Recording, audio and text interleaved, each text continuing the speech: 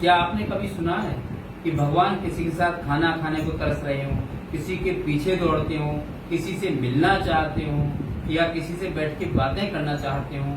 तो वृंदावन में थे एक ऐसे व्यक्ति जिनके बारे में हम आपको बताएंगे। राधे राधे दोस्तों। एक वृंदावन में गुरुजी थे। वो वहाँ पर लोगों को बहुत अच्छी शिक्षा दिया करते थे। उनके बहुत सारे शिष्य थे, वो भी उनकी शिक्षा ग्रहण किया करते थे। तो वो ठाकुर जी के बारे में बताया करते थे कि ठाकुर जी ऐसे हैं, ठाकुर जी देखने में बहुत सुंदर लगते हैं, उनमें बहुत चमक है, लाखों सूर्य के समान उनमें चमक है, उनके होठ बहुत सुंदर हैं, उनके गाल बहुत सुंदर हैं, उनकी बहुत बहुत बड़ी आंखें हैं, उनके मोर जो माथे पर मुकुट लगा हुआ है, मोर मुकुट वो बहुत सुंदर है। ये सब बातें अपने सुनाया करते थे वहाँ पर अपने शिष्यों को। तो वहाँ पर एक शिष्य था उनका, उसका नाम था गोलू। अब गोलू भी शिष्य बेचारा नाम इसका इसलिए रख दिया गया क्योंकि बहुत सीधा साधा था। उसका कोई किसी से कोई मतलब नहीं, ज्यादा दिमाग नहीं लगाता था। जो कह दिया वही अपने सुन लिया, उतना ही काम उसने कर दिया। लेकिन वो गुरुजी की बातों पर इतना विश्वास करता था, वो सोचता था जो गुरुजी कह रहे हैं बिल्कुल सच कह रहे हैं। उनकी बातों को अक्षरशः पालन करता था। और वो गाय चराने जाता था, सुबह को उठ के अपने गाय चराने चला गया, शाम को आया अपने गाय बांध दिया करके। तो बस अगले दिन फिर तो जो गुरुजी की बात उसकी थी दिमाग में कि गुरुजी ने बताया कि कृष्ण भगवान आते हैं और उसी वन में गाय भी चराते हैं। गाय भंडारी वन उसका नाम था कि उस भंडारी वन में आकर के श्री कृष्ण भगवान गाय चराते हैं और रात में वहां दिखाई भी देते हैं लोगों के लिए, ऐसा वो बताते थे। तो शिष्य को पूरा विश्वास हो गया गुरु को कि हाँ कृष्ण भगवान आते जरूर होंगे। वो सोच रहा था कि अब तक मैं इतनी बार चराने गया, कभी मिले तो नहीं, लेकिन गुरुजी ने कहा है तो कृष्ण भगवान आते जरूर होंगे। लेकिन अब मैं ध्यान रखूंगा कि ठाकुर जी कितने टाइम आते हैं, किधर चराते हैं, किधर से गाय चरा के ले जाते हैं। तो अगले दिन गया, वो देखता रहा कि शायद कोई आ जाए, कहीं तो उसे दिखाई नहीं दिया। दूसरे दिन उसने फिर देखा कि शायद ठाकुर जी आते जरूर होंगे। गुरु जी ने कहा कि 100% आते होंगे। उसे पूर्ण विश्वास था गुरु जी की बात करके आते जरूर होंगे। तो उसने सोचा हो सकता है गुरु जी बीमार पड़ गए, वो ठाकुर जी बीमार पड़ गए हो या कहीं काम लग गया हो या कहीं किसी से मिलने चले गए हो।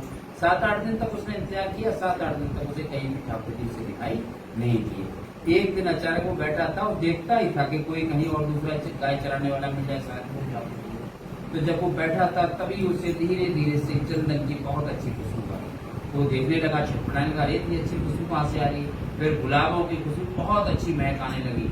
तब देख ही रहा था तब तक गैयों के रवाने की आवाज आने लगी। देखा बहुत सारी गाय उसकी तरफ दौड़ती हुई आ रही है और एक व्यक्ति बीच में बहुत सुंदर सा, उसके गाल बहुत अच्छे हैं, आंखें बहुत बड़ी बड़ी हैं, सिर पर उसके मोर का पंख लगा हुआ है और बहुत खिलखिलाता हुआ दांतों से मुस्कुराता हुआ, बिल्कुल दांत उसके बहुत सुंदर, उधर ही गायों के बीच में चलता चला आ रहा है। वो उसने सोचा हो ना हो यही ठाकुर जी है। तो वो सब देख रहा था और बड़ा एक जगह बिल्कुल निश्चित हो गया। वो देखने लगा कि अरे हाँ गुरुजी बता रहे थे बहुत ही चमक है, लेकिन गुरुजी इतना नहीं बता रहे थे। गुरुजी कह रहे थे सुंदर है, लेकिन ये तो बहुत ही ज्यादा सुंदर है, इतना सुंदर तो कोई व्यक्ति हो ही नहीं सकता, हो ना हो यही ठाकुर जी हो। और वो सीधे ठाकुर जी को निहारने लगा।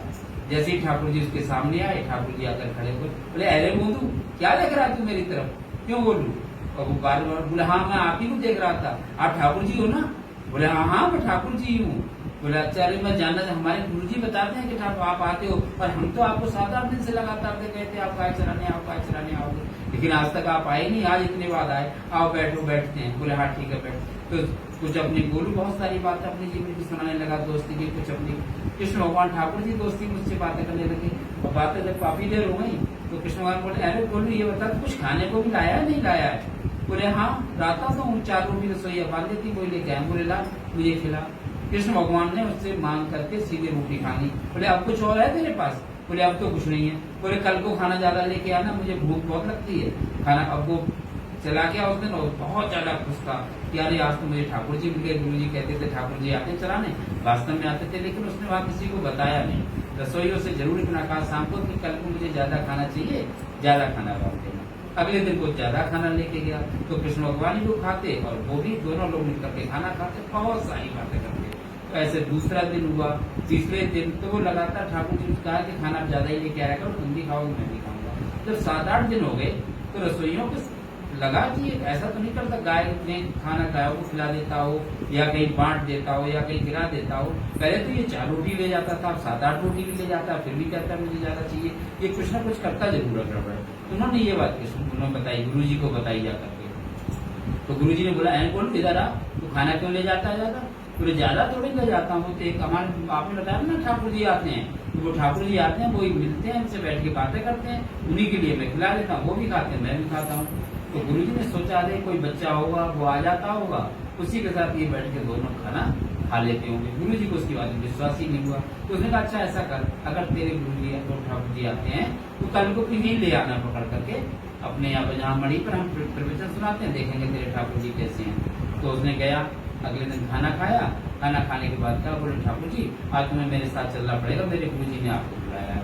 बोले नहीं नहीं देख मैं तुझसे ही मिलूंगा, कृष्ण भगवान बोले गुरु से, तो तुझसे मिलूंगा, तुझसे मेरा मतलब मैं कहीं जाऊंगा कहीं नहीं, मिलना तुझसे यही बात कर।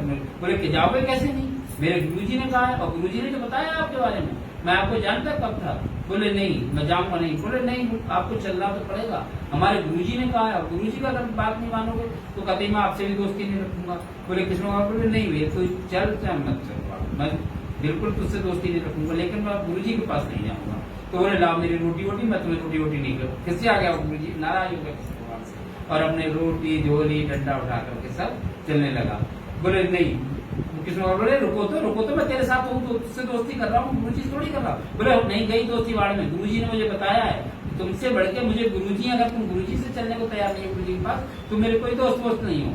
बोले मैं तुमसे, वो अपने आगे आगे चलने लगा, कृष्ण जी पीछे पीछे दौड़े, अरे बात तो सुन। बोले मैं तुम्हारी कोई बात ही नहीं सुनूंगा, जब तुम मेरे गुरुजी की बात मानने को तैयार नहीं हो, जिनका मैं रहता हूँ, जिन्होंने पूरी रास्ता बताई है, तो मेरी तुमसे क्या दोस्ती का मतलब। मेरे गुरुजी को अगर तुम मानते हो, उनके पास चलोगे तब तुमसे दोस्ती है, अन्यथा की स्थिति में कोई दोस्ती नहीं है। तो बोले अच्छा सुन बैठ तो वो बोले खाना खिला, अच्छा तो खाना खाया, तो वो चलने लगे। बोले चल अच्छा तेरे गुरुजी के पास चलूंगा जाकर। तो वो चलने लगे, आगे आगे गईया चलने लगी, धीरे धीरे वो अपना गोभी, कृष्ण भगवान भी चलने लगे, लेकिन कृष्ण भगवान जो थे गोलू की पीठ पे बैठ गए। बोले चल लेकर के चल। अब जैसे ही उधर चलने को शुरू हुए जहाँ पर बाबा रहते थे, तो वहां पर देखा बाबा ने, वहां खुशबू आने लगी बहुत अजीब सी, देखा कोई व्यक्ति गायों के साथ आ रहा है, बहुत सुंदर उसके गाल में और माथे पर मुकुट बंधा हुआ है।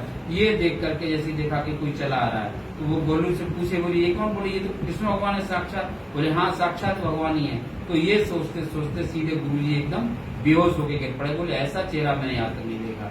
फिर गोलू ने धीरे करके उन्हें उठाया, बोले गुरुजी उठो तो देखा, तो देखते ही गुरुजी वास्तव में बहुत ज्यादा चौंके। बोले अरे हमारे भक्त तो अनन्य थे, बहुत सारे थे, लेकिन गोलू जैसा कोई भी भक्त नहीं था जिसने साक्षात हमारे लिए कृष्ण भगवान के दर्शन किए। तो कहानी का श्रेय यही है कि अगर आप सहजता से और सरलता से भगवान को याद करते हो तो हमेशा भगवान आपके साथ हैं। बस ये मान भगवान पर आप विश्वास कीजिए और ये याद रखिए कि आप भगवान की शरण में हैं, और जब आप उनकी शरण में रहोगे तो भगवान भी आपके लिए हमेशा उपस्थित